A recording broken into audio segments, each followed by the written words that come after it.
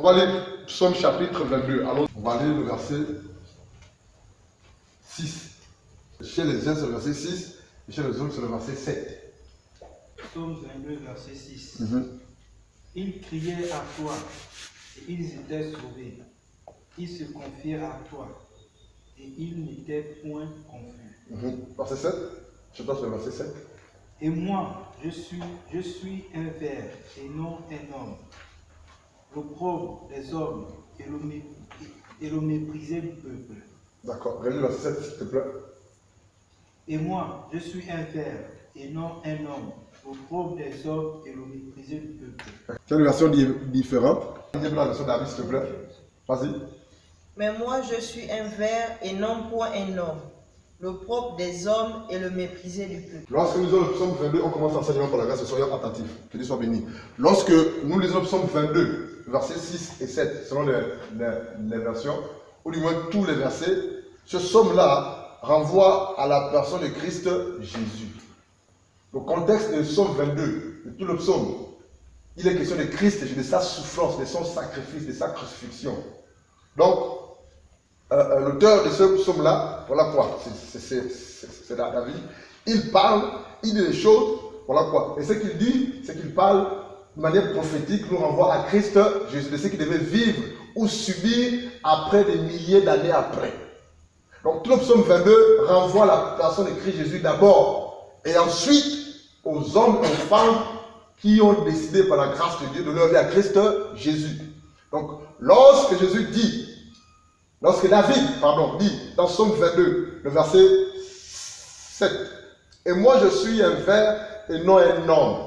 C'est une question à nous poser. Quelle est la différence entre un ver et un homme? Un ver, le ver ici, ce ver-là s'écrit comme ça, donc ça renvoie à vers de terre, exact, vers de terre, V-E-R.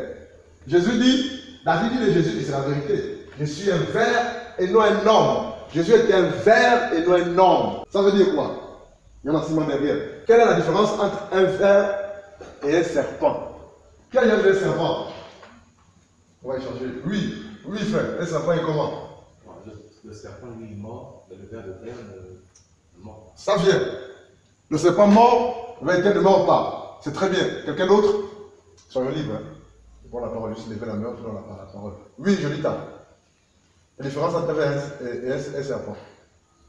Le serpent, il est venu, le ver de terre n'est pas venu. C'est très bien. Oui. Rappelle-moi ton prénom. Dark. C'est ça, comme Jean d'Arc. Mais Darc, c'est moi. Oui, Darc. La différence entre un ver de terre et un serpent, c'est que le serpent a la capacité de se défendre alors que le ver de terre. Très bien, ça vient. Le serpent a la capacité de se défendre, le ver de se défendre. Si vous comprenez cette différence-là, il y a cela quelques mois en arrière, quand je dis ce passage, je ne comprenais rien du tout. Je dis ça comme si c'était un verset normal en fait. On a un enseignement, on en vient. Ce qu'on dit c'est exact. David dit, quand David dit je suis là, c'est Jésus qui parle par l'Esprit de Dieu en David en fait. Donc c'est comme si c'était une prophétie que David disait, mais c'est Dieu qui parle directement. Il dit au verset, et moi Jésus, c'est que ça veut dire, je suis un ver et non un homme. Pour mieux comprendre la différence qu'il y a entre un ver et un homme, prenez l'exemple qu'il y a entre la différence qu'il y a entre un serpent et un ver. C'est ce que vous avez dit. Le serpent mord, le ver ne mord pas. Attaquer un serpent, il va contre-attaquer. Vrai ou faux? Attaquer un serpent, quelle que soit sa taille, ou son âge, ou son gabarit, vous l'attaquez, il va lever la tête, il va siffler, il va contre-attaquer. Vrai ou faux? Mais attaquer un ver de terre, qu'est-ce qui va se passer, frère? Il se replie. Il se replie. Écrasez-le, il ne peut pas répondre. Alléluia, touchez-le. Il va bouger dans tous les sens. Il ne va pas manifester. Mais attaque un serpent, il va contre-attaquer. Tu le touches, il te touche. Tu le tapes, il te tape. Il contre-attaque. Ça veut dire quoi? Ça veut dire que lorsque Jésus dit, moi je suis un ver et non un homme, l'homme en question là renvoie à quoi? Sur le plan spirituel, à un serpent. Pourquoi? Parce que l'homme sans Christ, sans être brisé, est un serpent qui contre-attaque. Lorsqu'on attaque, lorsqu'on insulte, lorsqu'on le méprise, lorsqu'on le néglige, lorsque un homme sans Christ Jésus sans être brisé est pareil à un serpent. Et ici, le prophète David ou le roi David nous fait comprendre que Jésus, venant sur terre, par la grâce de Dieu, avait le caractère, le commandement d'un ver de terre et non d'un homme naturel ou animal sans être converti et brisé. Et là, il dit je suis un ver et non un homme en fait. Pour bien comprendre ça, compare juste le ver de terre à l'homme. Un homme sans Christ Jésus, une femme sans Christ Jésus est semblable à un serpent. Allez-y dehors, allez-y au marché. Si vous voulez prendre l'exemple, part au marché aujourd'hui là. On voit quelqu'un passer. Tu le piétines. Qu'est-ce qui va se passer? Pardon? Il va réagir. Pardon? Il va t'insulter. Il va réagir, il va t'insulter. C'est ça un homme, c'est ça un serpent. Et Jésus nous fait comprendre au travers de ce passage que ne soyons pas des serpents. En un mot, ne soyons pas des hommes étant dans le Seigneur qui ressemblent à quoi? À des serpents. Ne soyons pas des femmes dans le Seigneur qui ressemblent à quoi? À des serpents. Mais pour ne pas ressembler aux serpents en tant qu'enfant de Dieu, il faudrait passer par le brisement. Ce passage nous parle du brisement. Pour que Jésus ne soit pas un homme, ou pour qu'il ait le caractère ou le comportement d'un serpent, il a fallu qu'il soit d'abord brisé. Brisé veut dire pressé.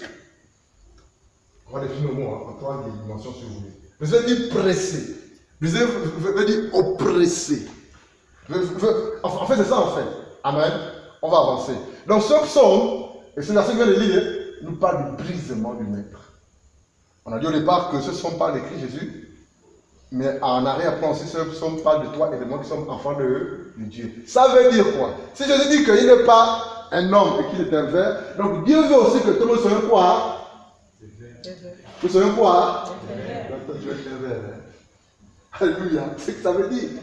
Dieu veut que tu sois un ver. Mais ver pas dans le sens de ver de terre ou qui rampe, non. Ver dans le sens qu'on doit avoir le comportement, le caractère d'un ver de terre.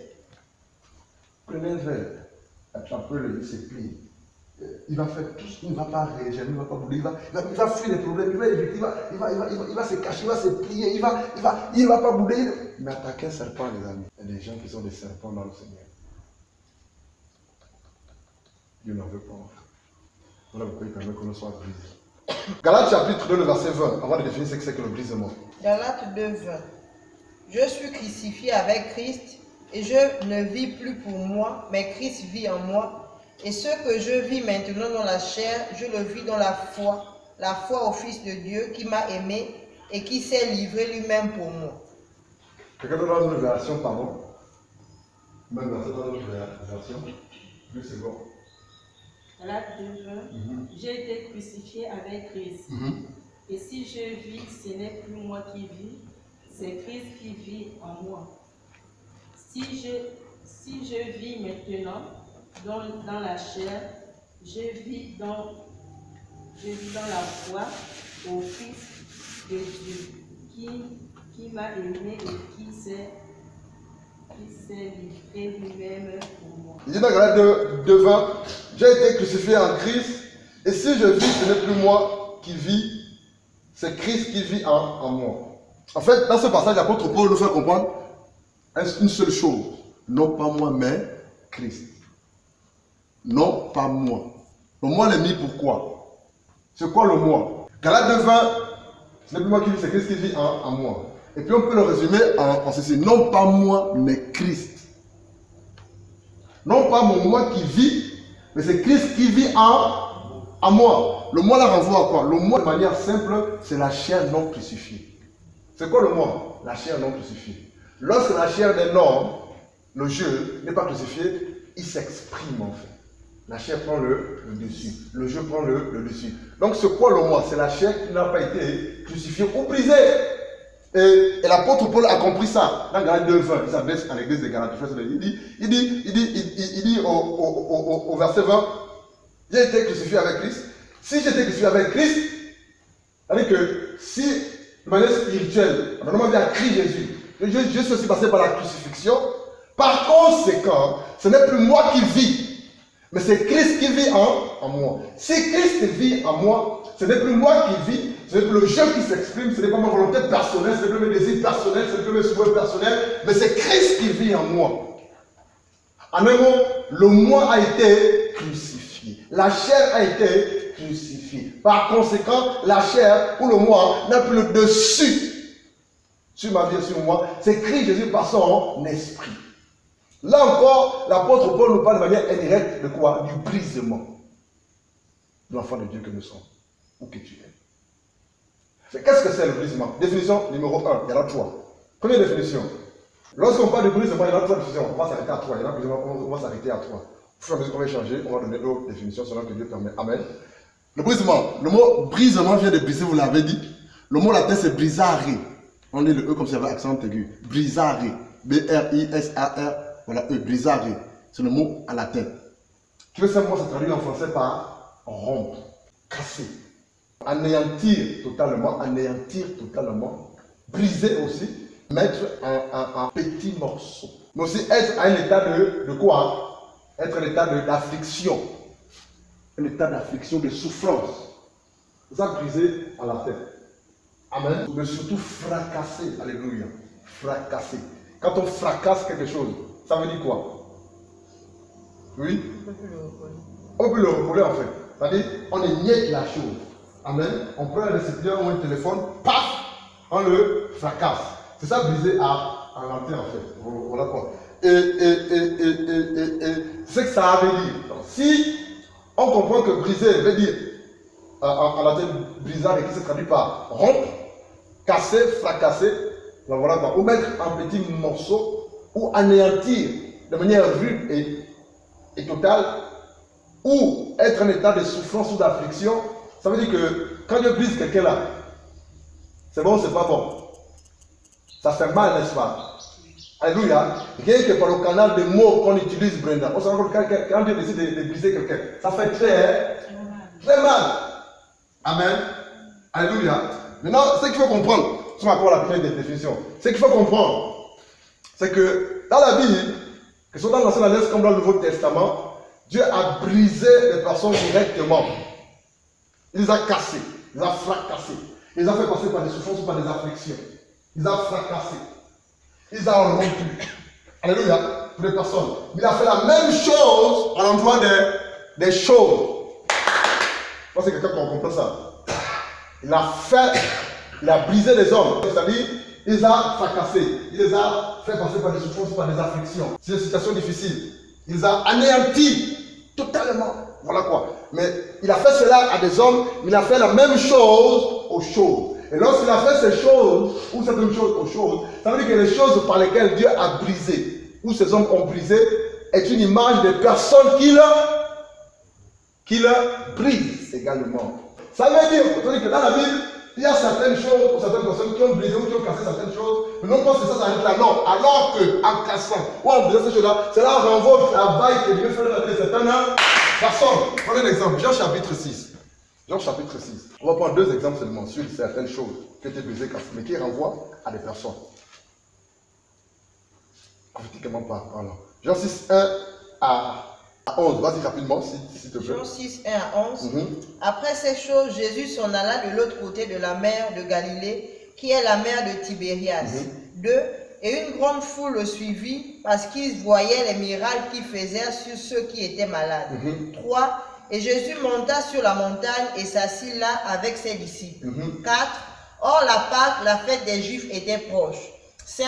Jésus donc, ayant levé les yeux et voyant qu'une grande foule venait à lui, dit à Philippe, d'où achèterons-nous des pains afin que ceux-ci mangent? 6. Mais il disait cela pour l'éprouver, car lui savait ce qu'il allait faire. 7. Philippe lui répondit, pour 200 deniers de pain ne leur suffirait pas pour que chacun en reçût quelque peu. 8. L'un de ses disciples, André, le frère de Simon-Pierre, lui dit, 9. Il y a ici un petit garçon qui a 5 paires d'or et 2 poissons, mais qu'est-ce que cela pour tant de monde? 10. Et Jésus dit, faites-les asseoir. Faites asseoir les gens. Or, il y avait beaucoup d'herbe en ce lieu-là. Les hommes donc s'assirent au nombre d'environ 5000. 11. Et Jésus prit les pains, et ayant rendu grâce, il les distribua à ceux qui étaient assis. De même aussi des poissons, autant qu'ils en voulaient. Continue s'il te plaît. 12. Et après qu'ils furent rassasiés, il dit à ses disciples, Amassez les morceaux qui sont de reste, afin que rien ne soit perdu. 13. Ils les amassèrent donc et remplirent 12 paniers des morceaux qui étaient de reste des 5 pains d'orgue lorsqu'ils eurent mangé. Alléluia. Avec combien de pains et combien de poissons toute cette foule-là a mangé suffisamment? Jusqu'au point où il y avait un reste. Combien de pains et combien de poissons? 5 pains et 12 poissons. D'accord. D'autres versions disent 7 pains. Amen. Lorsqu'on lit Jean chapitre 6, on ne se rend pas compte que Jésus a cassé le pain ou rompu le pain en fait. Avant de donner aux personnes qui étaient affamées. Voilà pourquoi lorsque vous lisez la Bible, quand vous voulez enseigner, il faut au moins lire la même histoire dans différents passages pour avoir une idée globale. C'est ça l'enseignement. Amen. C'est ce que c'est dit dans certains passages de la Bible. Si on s'arrête à Jean, ici, il n'y a pas le mot briser. On dirait que briser, en latin, c'est briser avec eux, casser, rompu. Alléluia. Mais là, Jésus, lorsqu'il donne le pain à ces hommes-là, il ne rompt pas le pain. Amen. Mais si nous partons dans Matthieu chapitre 14, allons-y. La même histoire est dite dans Matthieu 14. Et Matthieu et les autres évangélistes précisent que le pain a été rompu ou cassé en fait. Matthieu 14, 15 à 21. Le soir étant venu, les disciples s'approchèrent de lui et dirent, ce lieu est désert et l'heure est déjà avancée. Renvoie la foule afin qu'elle aille dans les villages pour s'acheter de vivres. Jésus leur répondit, ils n'ont pas besoin de s'en aller, donnez-leur vous-même à manger. Alléluia. Mais il lui dit, nous n'avons ici que 5 pains et 2 poissons. Et il dit, apportez-les-moi. Il fit asseoir la foule sur l'herbe, prit les 5 pains et les 2 poissons, et levant les yeux vers le ciel, lui rendit grâce. Puis il rompit les pains et les donna aux disciples qui distribuèrent à la foule. Verset 18. Il fit asseoir la foule sur l'herbe. Il fit asseoir la foule sur l'herbe, c'est cela. Puis les 5 pains et les 2 poissons, et levant les yeux vers le ciel, il rendit grâce, puis il rompit le pain et donna aux disciples qui les distribuèrent à la foule. Jean chapitre 12, allons-y. Nous voir autre chose avant de expliquer. On va lire le verset, j'ai déjà 12, hein. Lisons le verset, s'il vous plaît, 1 à 4. 1 à 3, s'il vous plaît. 6 jours avant la Pâque, Jésus arriva à Béthanie, où était Lazare qu'il avait ressuscité des morts. Là, on lui fit un souper. Marthe servait et Lazare était un de ceux qui se trouvaient à table avec lui. Marie ayant pris une livre d'un parfum de nard pur de grand prix, oignit les pieds de Jésus et elle lui essuya les pieds avec ses cheveux. Et la maison fut remplie de l'odeur du parfum. Amen. Alléluia. Marthe a fait ce geste à Jésus. Pas besoin de revenir sur la symbolique, c'était une façon de nous enseigner prophétiquement que Christ, le corps de Christ devait être embaumé, en fait, ou parfumé. Amen. C'est pas cela dont on veut parler ce soir. Ce qu'on veut comprendre, ce qu'on veut nous faire comprendre, c'est que Marthe, avec ce parfum de grand prix, voilà quoi, elle a lavé les cheveux et les pieds de Jésus. Mais avant de le faire, elle a dû briser ce parfum. Mais si ce n'est pas écrit. Mais pour comprendre cela, voilà où c'est écrit. Allons-y dans Marc, rapidement, chapitre 14, verset 3 et 4. Voilà pourquoi il faut aimer lire, il faut aimer méditer. Pour essayer de comparer ce qui est écrit dans tel passage ou ce que tel évangéliste ou tel évangéliste a écrit dans son livre ou tel apôtre écrit dans ce livre par rapport à la parole de Jésus. Marc 4, 3 et 4. Comme Jésus était à Béthanie, dans la maison de Simon le lépreux, une femme... Marc 14, hein? 14, oui. Marc 14, je dis. C'est ça. Marc 14, Voici, oui. 3 et 4. Exact, c'est cela.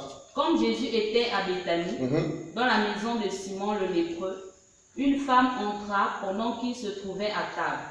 Elle tenait un vase d'albâtre qui renfermait un parfum de nard pur de grand prix.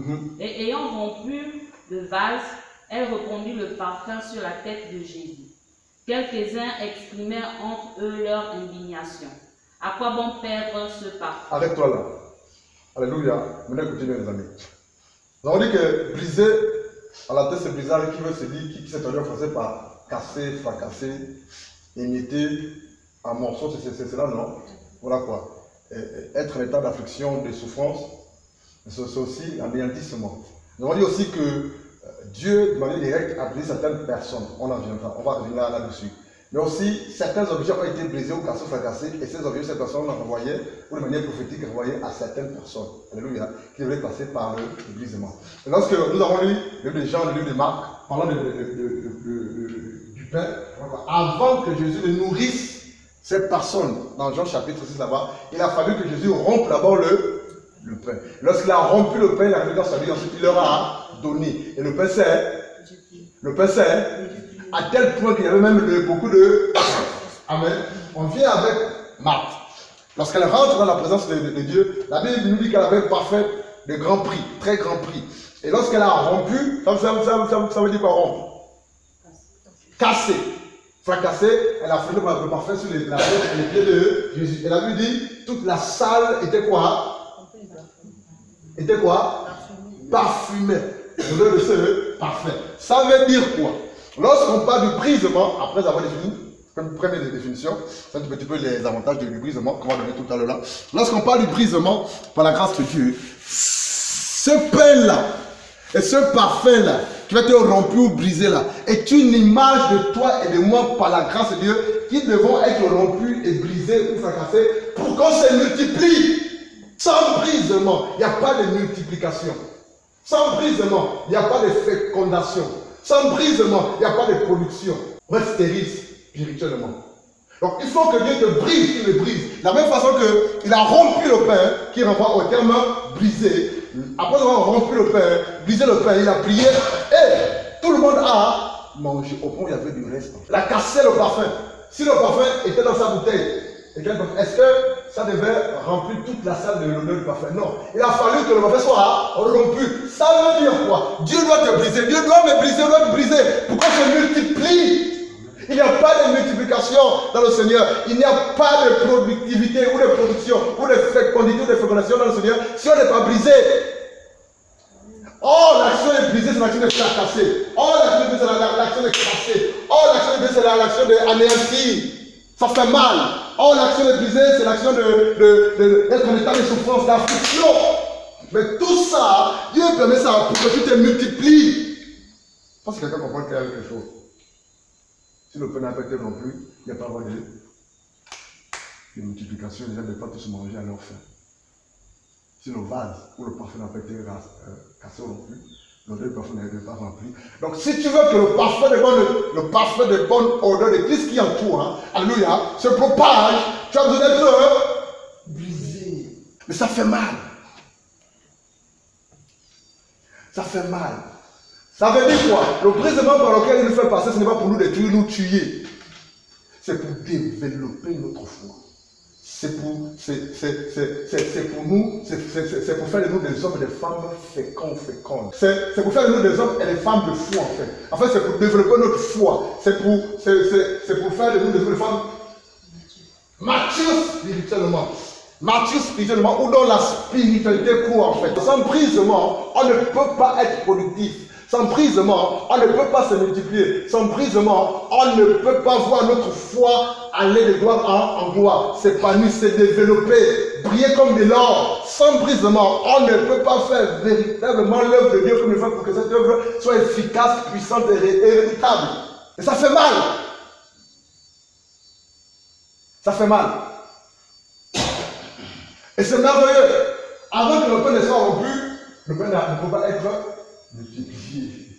Avant que le pain ne soit brisé, il n'y a pas de multiplication. Avant que le pain ne soit rompu, les gens ne peuvent manger à leur faim. Donc si tu veux que les gens soient rassasiés de Christ, par la grâce de Dieu, il faut que tu sois rompu, brisé, afin que les gens, et les hommes et les femmes qui ont faim et sont de Christ, toi tu puisses, par la grâce de Dieu, leur donner satisfaction au nom de Jésus. Deuxième définition. En hébreu, déjà bien cela.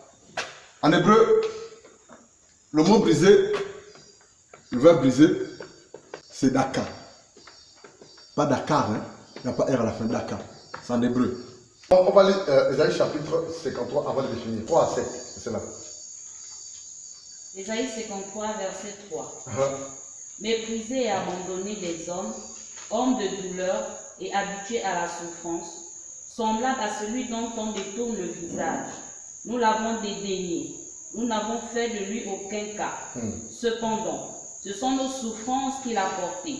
C'est de nos douleurs qu'il s'est chargé. Et nous l'avons considéré comme puni, frappé de Dieu et humilié.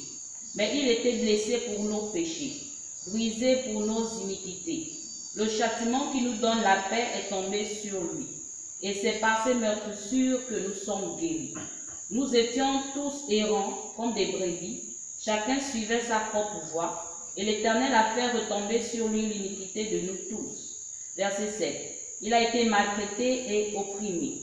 Il n'a point ouvert la bouche, semblable à un agneau qu'on mène à la boucherie, à une brebis muette devant ceux qui l'attendent, il n'a point ouvert la bouche. Alléluia. Je vais relire. La Bible dit, dans Isaïe 53, le verset 3 en descendant. Méprisé et abandonné, ceux qui sont de Jésus. Méprisé et abandonné des hommes. Ça veut dire quoi? Lorsqu'on parle du brisement, c'est aussi renvoie à quoi?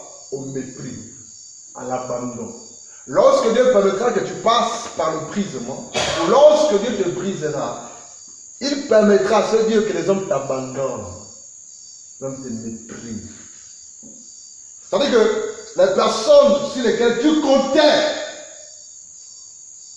sur qui tu pouvais penser que, quel que soit ce qui m'arrivera, ces personnes seront à mes côtés. Ce sont ces mêmes personnes-là que Dieu permettra qu'elles t'abandonnent. Il faut mettre que quelques personnes, 2 ou 3, 4, non, viennent t'assister, te soutenir. Lorsque tu es éprouvé, lorsque tu es brisé, le temps de brisement. Et là, si tu n'es pas enseigné, tu vas commencer à vouloir les frères, les soeurs, les parents, amis, connaissances qui t'auront abandonné. Mais si tu as la révélation, tu comprendras que c'est Dieu qui permet que ses frères, ses soeurs, mes parents, mes proches m'abandonnent parce qu'il est en train de me briser. Et la Bible dit, par la grâce de Dieu, l'exemple de Jésus et par extension de toi et de moi, il dit, mépriser, abandonner des hommes, hommes de douleur, habitués à la souffrance. Qu'est-ce que Daka veut dire? Le mot hébreu c'est Daka. Qu'est-ce que Daka veut dire? Daka veut simplement dire humilié, opprimé, abandonné, rejeté, méprisé. Et le chapitre d'Ésaïe 53 nous le montre clairement. Daka en hébreu. Humilié, écrasé, abandonné, opprimé. Enfin, quand Dieu décide de briser quelqu'un, il le met sous ses pieds, il le écrase. Tu vas crier, tu vas pleurer, tu vas transpirer, tu vas pleurer, tu vas gêner, tu vas. Mais Dieu est en train de te briser, de te fracasser, il est en train de quoi? De quoi? De te façonner. Pour que tu ressembles à Christ, Jésus. Pour que tu sois une source de bénédiction pour plusieurs. Il est en train de te multiplier.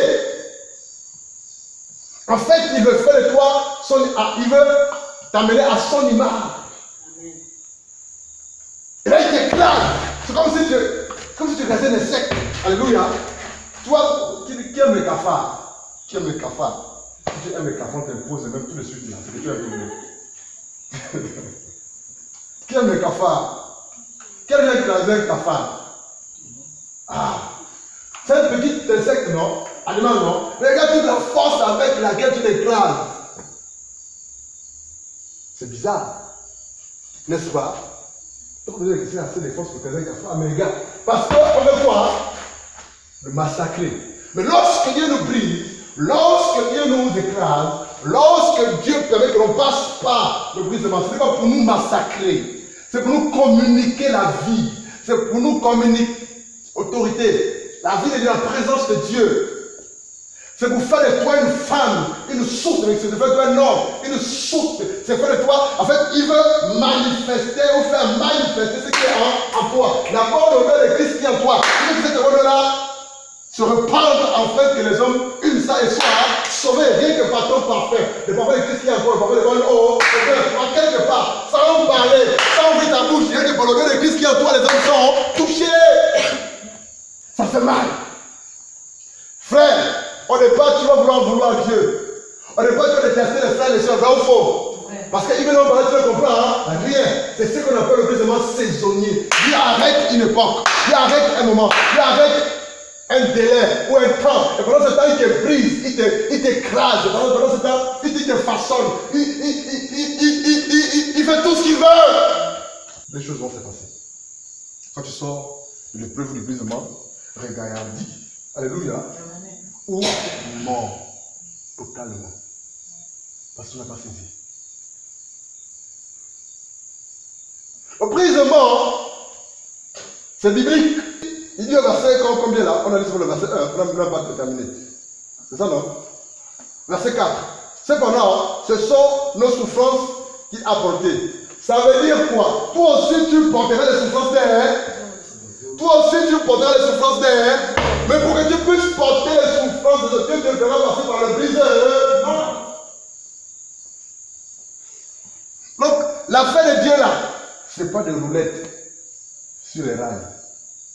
Il faut marcher sur un tapis rouge. Non, non, non, ça ne se passe pas comme ça. Il dit au verset combien 5. Mais il était quoi? Blessé pour nos péchés. C'est ça, non? Brisé pour.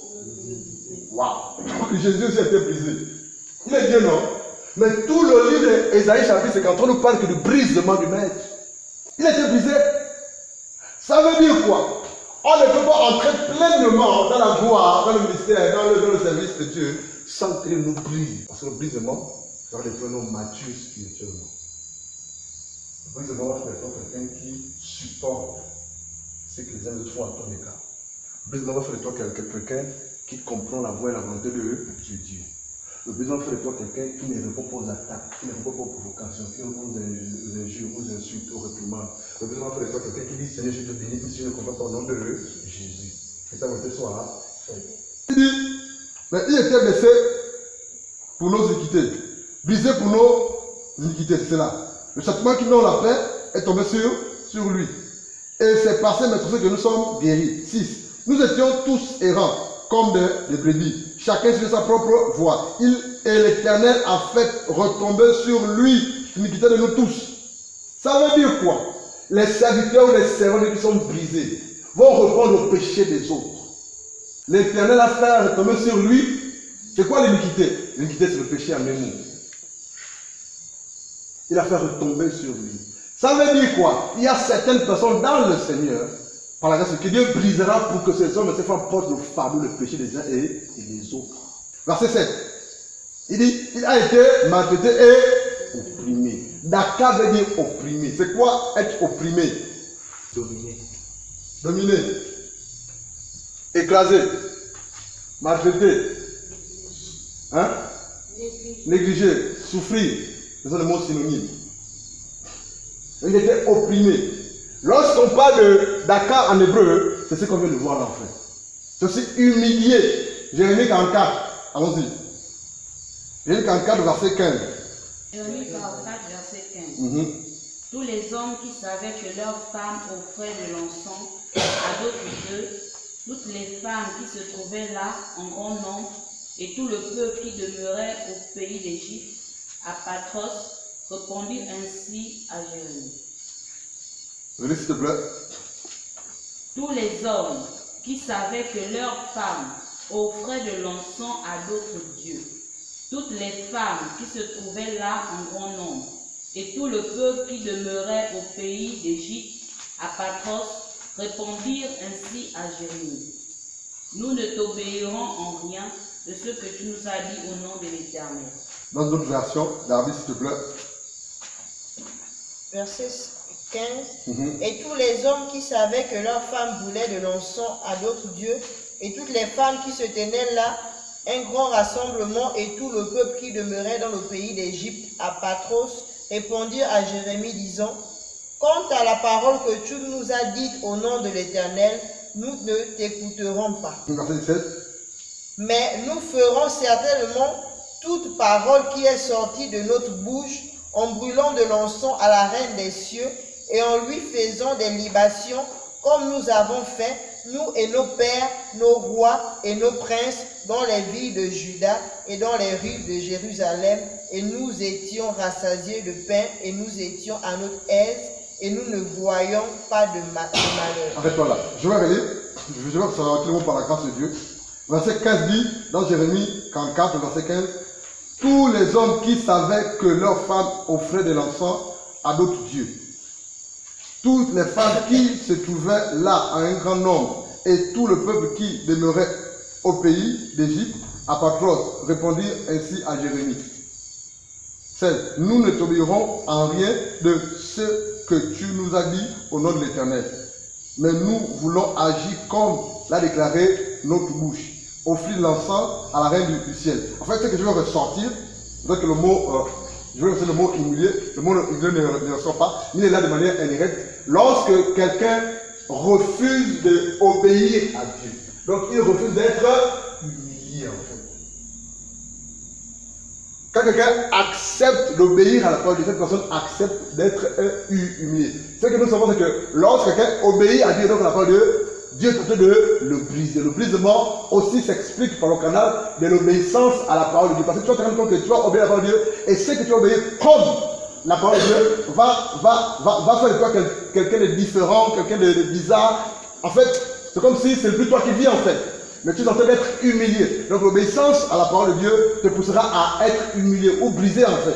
Et tu vas te rendre compte que certaines personnes diront de toi ou de nous que les chrétiens sont ma boule. Pourquoi? Parce qu'ils obéissent à la parole de Dieu et les païens te trouveront comme quelqu'un de bizarre. Donc lorsqu'on parle de Dakar, le mot Dakar renvoie aussi à humilier. Humilier en fait. C'est ce que je voulais ressortir en fait. Mais le verbe ou l'expression ne ressort pas dans ce passage qu'on a lu, mais c'est sous forme cachée en fait. Troisième définition. Il faut qu'on note toutes les trois définitions pour mieux comprendre. Troisième définition.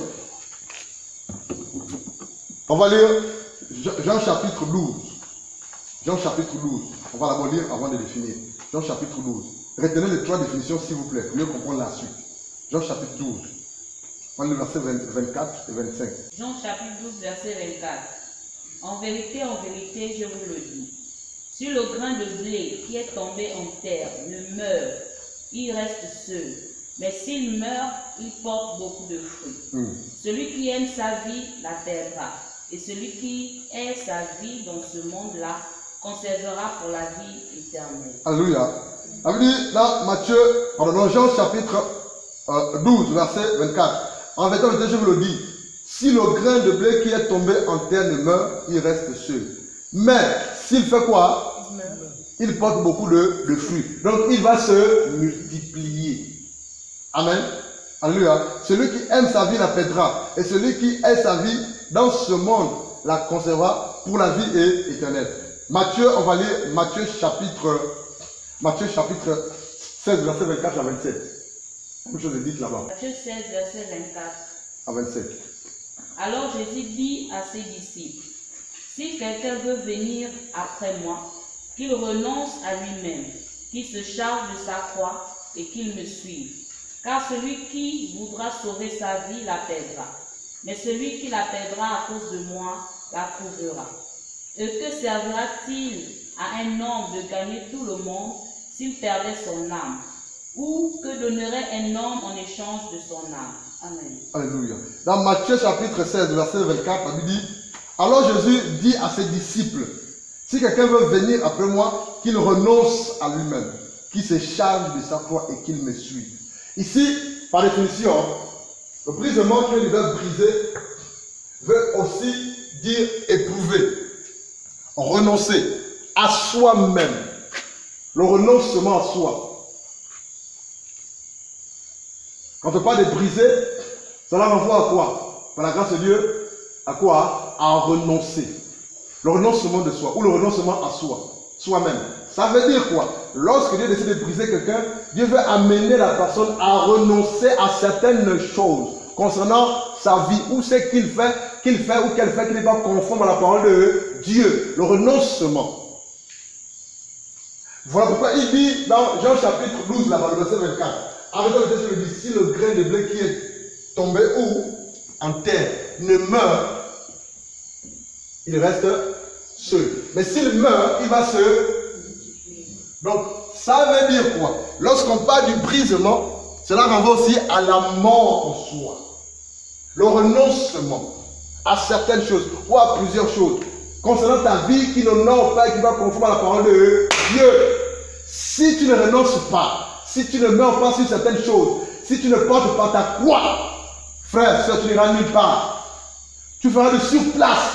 Et c'est la raison pour laquelle on trouve dans l'église des personnes âgées ou moins âgées ou qui ont beaucoup d'années dans le Seigneur qui tournent à parce qu'ils refusent de mourir. Le brisement renvoie la mort en soi, le renoncement en soi. Il va t'amener à renoncer à certaines choses, à renoncer certainement ou à abandonner certaines choses. Tu es orgueilleux par exemple ou fier de ton nom de ta famille, tu dois renoncer à cela. Orgueilleux ou orgueilleuse par rapport à certains avantages de la vie, tu dois renoncer à cela.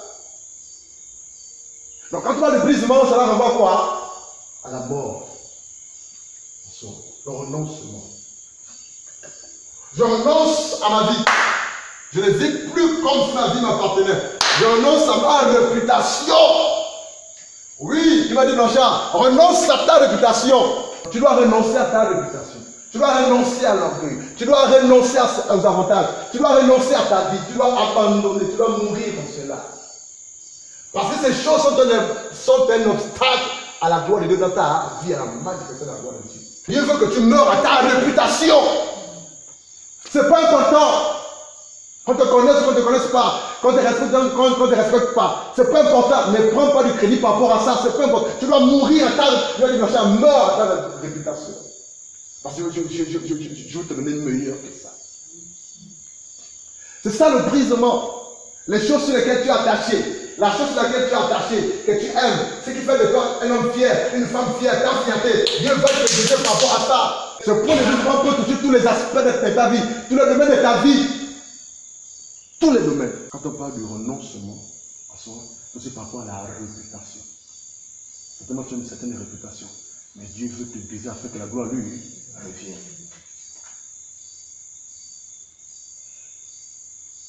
Le renoncement. J'ai une question à vous poser. Pour se multiplier, ou pour être fécond, sur le plan physique ou naturel, qu'est-ce qu'il faut? L'une des procédures naturelles et normales, alléluia, il faut qu'il y ait union. On va comprendre quelque chose. Nous sommes à la troisième définition. Il faut qu'il y ait quoi? Union. C'est ça, non? Mais qui dit union dit quoi? Mariage. Unité. Unité. Donc, Dieu, dans sa souveraineté, pour que les hommes puissent se reproduire, puissent se multiplier, disons quoi? Ils doivent s'unir, se marier. Les grands comprennent ce que ça veut dire, non? Pas besoin d'entrer dans les détails, non? Alléluia. Et lorsque maman et papa, une fois mariés, s'unissent, union, mariage, le petit est venu. Et l'autre petit a. Alléluia. Alléluia. Donc, 1 plus 1 donne quoi? La multiplication. Le monde dit que la multiplication, pourquoi se multiplie, il faut foi. Vrai ou faux? C'est le signe. Mais sur le plan spirituel, pour qu'il y ait une multiplication, il faudrait qu'on s'additionne, on s'associe, on s'unit, on se marie. Voilà pourquoi papa et maman, unis par la grâce de Dieu, dans les petits, ils se multiplient. Ça veut dire quoi, les amis? Première procédure, il faut qu'il y ait union. Mais après, deuxième procédure, pour se multiplier, quoi d'autre? 4, on va aborder 4 points. Oui, bien. Oui, Mavungu. Dans le cas des plantes, par exemple. Alléluia. Dans le cas de... Les plantes. Qu'est-ce qu'il faut? Il faut que ça meure. Hein? La graine meurt pour qu'elle porte du fruit. Ça ne suffit pas. Est-ce que tout quelqu'un qui meurt porte du fruit? Non. Il faudrait qu'il y ait union, mariage entre la graine et la terre. Donc lorsqu'on enfuit la graine au sol, c'est une façon de nous aider à comprendre que la terre et la graine se marient. Il faut que la graine meure à l'intérieur. Troisième procédure, pour qu'il y ait une multiplication. Voilà pourquoi lorsque tu plantes, voilà quoi? Une graine, ou un noyau de la tanga, et quand la tanga sort, et puis la tanga sort, et puis ça donne plusieurs. Parce qu'il y a eu un mariage entre la graine et la terre. Union. Contact. Alléluia. Contact. Ce sont l'une des procédures sur le plan naturel spirituel pour qu'il y ait multiplication. Mais ce n'est pas tout. On a dit quoi? Terre et quoi? Et graines, c'est ça, non? Voilà quoi. Troisième procédure. Oui, quelqu'un d'autre? Non, ça c'est les détails. On va droit au but. Il faut quoi? Voilà pourquoi dans Jean chapitre, vous avez dit quoi? Si le grain de blé qui est tombé en terre de meurt, il reste. Ça veut dire quoi? Si la graine ne pousse pas, ne se marie pas, n'est pas de la terre, il n'y a pas de multiplication. Je vais vous aider. Troisième chose, sur le plan spirituel, la parole de Dieu, plus Saint-Esprit, donne quoi? Multiplication. Qui c'est ça? Qui c'est ça? Lorsque tu libères la parole, tu proclames la parole. L'Esprit de Dieu est là. Mais pour que l'Esprit de Dieu se manifeste et travaille, il faut que l'Esprit de Dieu soit en contact. Quand ton contact se marie, s'épouse. En lui, la quoi? Le Saint-Esprit, la parole. C'est alors que par la grâce de Dieu, il va y avoir une multiplication. Voilà pourquoi quand tu vas prêcher l'évangile quelque part, tu prêches l'évangile, les gens écoutent.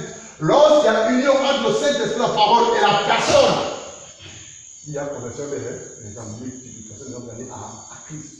C'est puissant ça. Ça veut dire quoi? Sans passer par le brisement, on ne peut pas vivre ça. Pourquoi ça? Quatrième procédure de multiplication. Le brisement. Le brisement, je m'explique. Quand je brise quelqu'un, ou lorsque je fais passer quelqu'un par le brisement, c'est pour que cette personne devienne quoi? Productive, ou se multiplie. Voilà pourquoi, avant que Jésus ne donne le pain à cette personne, il les a rompus, il les a brisés, cassés, se multiplié. Or, ce pain est une image que la personne n'est pas personne. Pour que le parfait d'un acte en question se reprenne dans toute la salle, il a fallu que cette dame brise le parfait. Et toute la salle était remplie de l'odeur de ce parfait. Or, le parfait de Christ, qu'on appelle le l'odeur, est en toi. Pour ce parfait-là se répand, il faut que Dieu te brise. Pour que le pain que tu es se multiplie. Pour que les gens qui ont faim mangent ce pain, qui est une image de la parole de Dieu de Christ Jésus, il faut que Dieu te brise, te rompe. Et ça fait très mal. Ça fait très mal. Donc, le quatrième processus pour qu'on se multiplie, c'est le brisement. Sans le brisement, il n'y a pas de multiplication. Tu seras stérile.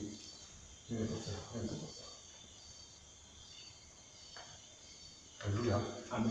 Voilà pourquoi Dieu nous fait briser, il nous fait passer par le brisement. C'est quoi le brisement? Troisième définition, c'est ce qu'on a dit, c'est être humilié, être épousé, tester ta foi, afin que ta foi devienne et ressemble à de l'or pur. Ça fait mal. Quand quelqu'un est brisé, Dieu peut permettre que la personne perde son travail, perd sa femme, perd son épouse, perd son mari, perd ses enfants, perd son avantage. Souffre, malade, maladie compliquée, les enfants, brisement. Dieu veut t'amener quelque part, Dieu veut te faire comprendre quelque part. Dieu veut t'aiguiser, Dieu veut faire de toi de l'or pur.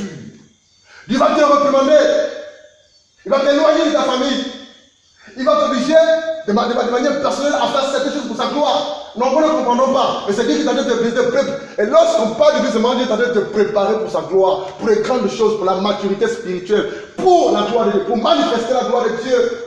C'est les hommes que Dieu met de l'avant. Ce sont les hommes qui passent d'abord par le brisement. Ça fait mal. Très mal. Il te fracasse. Il te piétine. Mais pas pour te tuer, pas pour te détruire. Pour te façonner, pour te préparer, pour t'équiper, pour te remplir, pour faire de toi l'or pur. Afin que lorsque tu seras dehors, les gens verront Christ en toi. L'image parfaite de Christ. La statue parfaite de Christ. Ça fait mal. Dieu permettra même qu'un plus petit que toi te manque de respect, te méprise, te décline, te réprimande. Mais à cause de ce que tu sais que Dieu a mis en toi, Dieu fait, tu bénis le Seigneur, le brisement. Il va t'amener à t'humilier. Et pour ça, il va te briser. Deux choses vont se passer. Soit tu laisses faire Dieu, ou tu te rebelles, tu te braques. Nous, Psaume chapitre 29, le verset 6.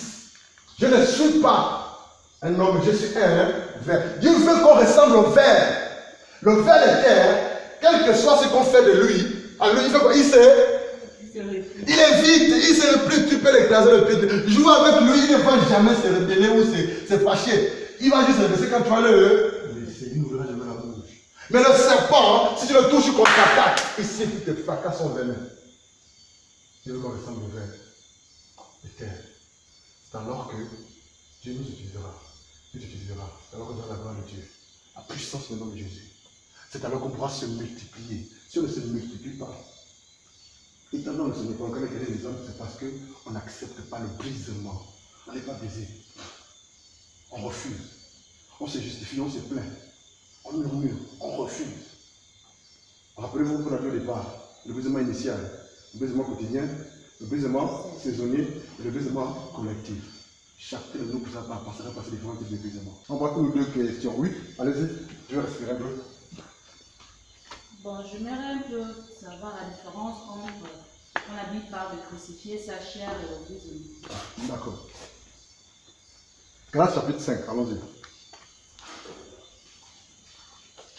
Galates encore après quel livre là? Oui, nous sommes trouvés. Galates chapitre 5. On va lire le verset. Brenda, allez-nous s'il te plaît. Galates 5, on va lire le verset 16 et 17. Galates 5, hein? Galates 5, 5 doigts de la, 5 doigts de la main. 16 et 17. Je dis donc, marchez selon l'esprit, et vous n'accomplirez pas les désirs de la chair. Car la chair a des désirs contraires à ceux de l'esprit, et l'esprit en a de contraires à ceux de la chair. Ils sont opposés entre eux, afin que vous ne fassiez point ce que vous voudriez. Amen. Amen. Je vais relire. Je dis donc, marchez selon l'esprit, et vous n'accomplirez pas les désirs de la chair. Car la chair a des désirs contraires à ceux de l'esprit, et l'esprit en a des contraires à ceux de la chair. Les deux sont opposés. La question c'est quoi? Je veux savoir La différence entre crucifier sa chair et le brisement. D'accord. La différence? Bon, je vais compléter la question. Vas-y, complète là. La différence, je veux savoir, est-ce que l'âme vient de soi-même, ou de l'esprit, ou de Dieu, ou de... Enfin, je voulais voir la différence et savoir qui est le ressort. Lorsqu'on parle de brisement, nous avons défini le brisement sous 3 aspects, c'est ça, non? Alléluia. Brisaré, fracassé, cassé, être anéanti. Voilà quoi. Ou être affligé. On définit le brisement comme étant aussi, en hébreu c'est daka, humilié, opprimé, voilà quoi. Écrasé, c'est cela. Et donc aussi défini avec le texte à l'appui, le brisement comme étant, selon Jean 12 là-bas, le fait de renoncer, le renoncement en soi. Alléluia. Renoncer à certaines choses, accepter de mourir, accepter de porter sa croix. Voilà quoi. Et quelle différence entre le brisement et crucifier sa chair? Lorsqu'on lit Galates chapitre 5, ici la Bible lit au verset 16. Je dis donc, c'est Paul qui parle, marchez selon l'esprit et vous n'accomplirez pas les idées de la chair. Nous avons dit au départ, les uns et les autres, que lorsqu'on parle de brisement, c'est à la fois une œuvre divine et humaine. Dieu prend l'initiative de nous briser. Et nous acceptons l'initiative de Dieu qui consiste à nous briser. Mais on peut aussi refuser. Est-ce qu'on peut comprendre ça? Refuser de se briser ou de se laisser briser. Voilà quoi. Et c'est ça le brisement. Mais quand on parle de crucifier sa chair, c'est simplement crucifier le moi. Parce que le moi ici, c'est la chair qui n'a pas été crucifiée. Le moi, c'est la chair non crucifiée. Définition simple. Le moi, le je. C'est ça, non? Le moi. Voilà quoi. Je décide, je veux, moi c'est, je, moi. On ne me fait pas ça, je ne fais pas ça, je ne veux pas ça, je. C'est ça le moi. C'est la chair qui prend le dessus sur l'esprit de Dieu. C'est la chair qui conduit ta vie. C'est ça le moi. Donc le moi, par définition, de manière simple, ne vous compliquez pas la vie, c'est la chair non crucifiée. C'est quoi la chair non crucifiée? La chair qui refuse de se soumettre à la volonté et à la parole de Dieu, au brisement. Et la différence se situe à quel niveau? Dieu prend l'initiative de nous crucifier, ou on refuse, ou on accepte. C'est la même chose. Crucifier, briser. Qui a compris ça? Amen. Alléluia. Parce que lorsqu'on parle de brisement, c'est la capacité de crucifier notre chair. Mais pour que Dieu crucifie notre chair, il faut que j'accepte d'être crucifié. Et qu'est-ce qu'il veut crucifier? Le moi. Le moi qui veut conduire. Le moi qui veut dominer, ma volonté personnelle, ma volonté propre. Ce que je désire, ce que je veux. Je veux me marier. Non, je veux manger le foufou aujourd'hui, par exemple. Dieu me dit, tu ne mangeras pas de foufou jeune. Mais le moi, je veux manger le. Alors Dieu va provoquer le. Donc, si je mange, c'est que je refuse. Tu as dit quoi? Le brisement, le renoncement, la volonté de Dieu, c'est que Dieu attend de moi en fait. Et c'est là la seule différence en fait. Donc, la crucifixion de la chair ou le brisement de la chair, c'est pratiquement la même chose. Et c'est là le vrai problème des enfants de Dieu que nous sommes, moi le premier. On refuse de crucifier la chair. On refuse de se faire briser. On refuse ça. Or, derrière le brisement, il y a la multiplication, il y a la bénédiction. Or, derrière le brisement, la croissance spirituelle, la maturité spirituelle. Or, derrière les brisements, il y a le discernement que Dieu veut nous accorder, en fait. La maturité, la sagesse. Derrière le brisement, il y a cet aspect, par la grâce de Dieu, d'être utile dans le bon sens pour la gloire de Dieu et pour le salut des âmes, en fait. Mais je vous assure que nombreux d'entre nous refusons d'être brisés. Lorsque quelqu'un refuse d'être crucifié, lorsque quelqu'un refuse d'être brisé, il va toujours accuser les autres. La chair se justifie. La chair raisonne. La chair veut avoir raison. La chair refuse de s'humilier. La chair refuse de reconnaître que là, j'ai tort. Ça, c'est pas bon, je suis à côté. Et que là, Dieu veut m'aider. Il veut m'aider. Il veut m'aider. Il veut m'aider. C'est quoi la crucifixion? Crucifier sa chair, c'est quoi? C'est dominer sa chair sur l'obéissance, ou par le cas de l'obéissance à la parole de Dieu. On ne crucifie pas sa chair par le jeûne. Le jeûne ne crucifie pas la chair. Le jeûne nous rend sensibles à l'écoute de la voix de Dieu, à nous disposer à faire l'œuvre de Dieu. Mais pour crucifier la chair, il faudrait obéir à la parole de Dieu. Les désirs de la chair sont contre les désirs de l'esprit. Lorsqu'on obéit au désir de l'esprit, lorsqu'on obéit à la parole de Dieu, lorsqu'on obéit à Jésus, la chair crucifiée et la chair est brisée. Alléluia. C'est un peu la seule différence. Ou différence qu'il soit, que Dieu nous aide pour la fin en fait. Quand on parle de moi, c'est la chair non crucifiée. Et il y a plusieurs personnes au milieu de nous, ou dans le corps de Christ en général, dont la chair parle plus, a le dessus sur l'esprit. C'est que quand Dieu parle, quand Dieu veut nous aider, Dieu veut nous briser, on se rebelle à cause de la chair. Or, derrière la crucifixion de la chair, or, derrière le brisement par la grâce de Dieu, il y a des bénédictions. D'où le thème, le brisement et ses bénédictions comme sous-thème. Amen. Alléluia. On commence à arrêter là. Après, on devait aborder le bien fondé ou les bénédictions du brisement. On devait voir 3 ou 4 types ou 5 types de bénédictions du brisement par la grâce de Dieu. Et ensuite, on devait aborder par la grâce de Dieu un autre point sur le brisement de peuple. On s'arrête là pour aujourd'hui. Là, on a fait que définir par la grâce de Dieu, aborder certains points en détail. Et puis la suite entre les mains de Dieu. Alléluia.